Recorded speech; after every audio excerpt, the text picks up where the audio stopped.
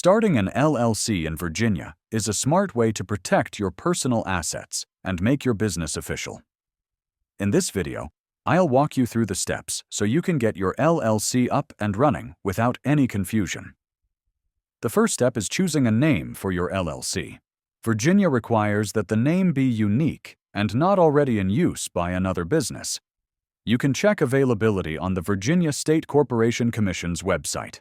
Remember, your name must include LLC, or Limited Liability Company, at the end. Next, you'll need to file the Articles of Organization. In Virginia, this is Form LC-1011.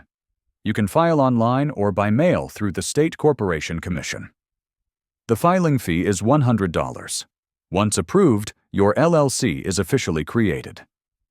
After filing, it's smart to create an operating agreement.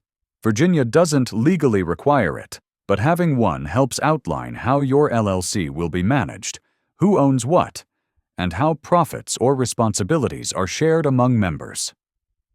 Next, apply for an EIN from the IRS. It's free and quick to get online, and you'll need it for taxes, opening a business bank account, or hiring employees. Finally, Virginia requires every LLC to file an annual report to stay in good standing.